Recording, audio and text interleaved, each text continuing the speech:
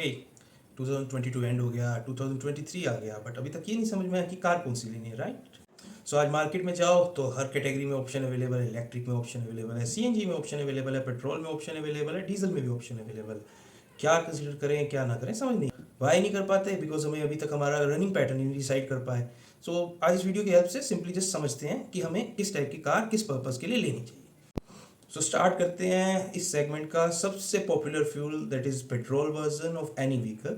सो petrol है, हम सबको पता है, पावर अच्छी मिलती है, अच्छी इकोनॉमी भी मिल जाती है, मार्केट में सबसे कम प्राइस पे भी अवेलेबल होता है। We don't have to pay any extra amount to the vehicle, so we can consider it as one of the option. Like if I'll take the example of Maruti Swift, it gives around 21 to 22 fuel economy in the petrol version. So जब petrol की बात आती है तो मारुति तो है ही सबसे आगे, तो उसको कंसिडर करके चल सकते हैं। बट अब मारुति ही ऑप्शन है और मारुति में सेफ्टी कंसर्न्स हैं, तो हमें अल्टरनेट्स भी देखने पड़ते हैं। तो अभी भी टाइम इसके बारे में बात करते हैं। सो पेट्रोल से डीजल पे स्विच करते हैं तो we are going to pay some extra price around 1 lakh 1.5 lakh to 2 lakh rupees extra.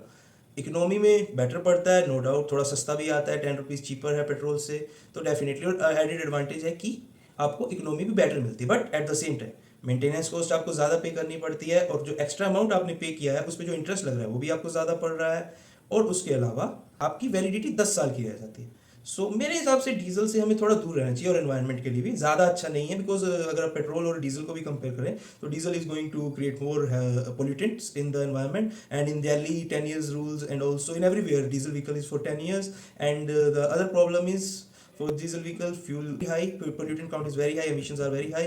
So I think you should stay away from the diesel vehicle. So I believe Maruti has taken the right decision in that way, that they have eliminated their diesel engines and only have gone for the petrol engines.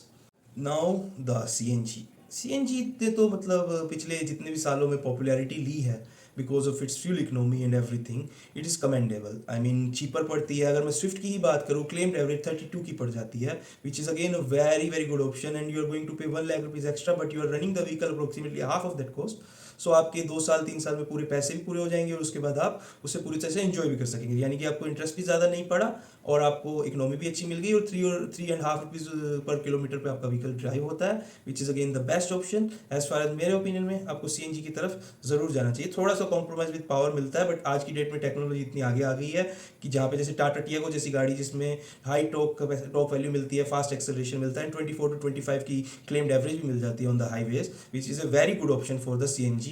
And now तो Maruti, as you all know, has migrated itself to the CNG version. Even Grand Vitara, which vehicle you want, you will get in the CNG in Maruti.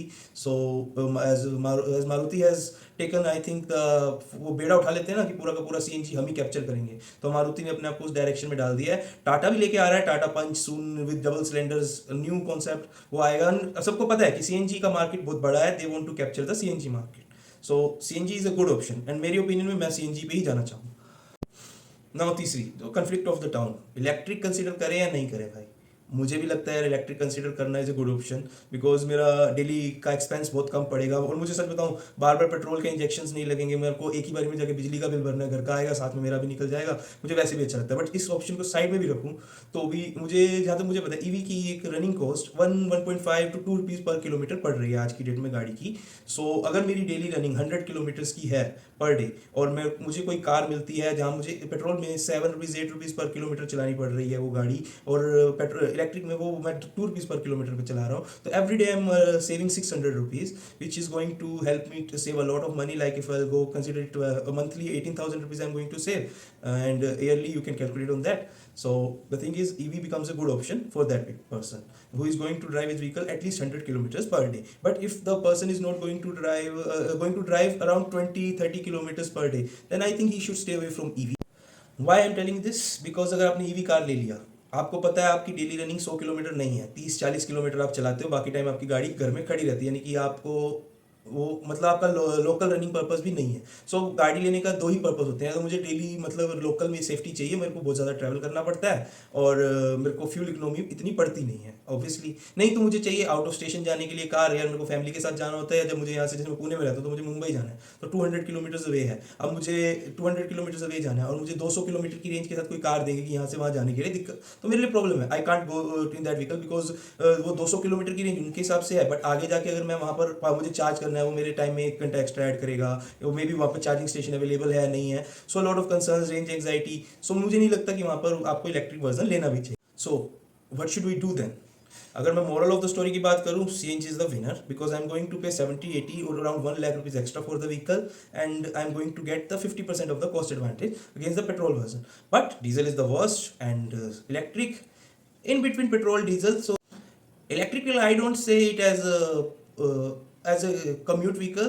I think it is a purpose driven vehicle. If I know the purpose that I'm going to use it for, मुझे electric ले लेना चाहिए. But अगर मुझे लगता है कि मेरा पर्पस इससे सर्व नहीं होता और मुझे फ्लेक्सिबिलिटी चाहिए, देन इलेक्ट्रिक व्हीकल पे मत जाइए. But at the same time आपको अगर डेली ऑफिस कम्यूट के लिए व्हीकल रखना है, पेट्रोल से कंपैरिजन में आपको सस्ता पड़ता है, तो आपको कंसीडर करना चाहिए, अदरवाइज नहीं करना चाहिए. मार्केट में ऑप्शन में अवेलेबिलिटी देखने जाए तो टाटा टियागो आज की डेट में लॉन्च है, 9 लाख रुपीज आपको ऑन रोड प्राइस पड़ेगा. और हाँ, one more thing, you are not going to pay any taxes other than insurance, so it is also going to be an advantage for you if you are buying an electric vehicle. Plus there are some tax subsidies, there are also some tax saving schemes available for you if you are buying an electric vehicle, so that can also be considered.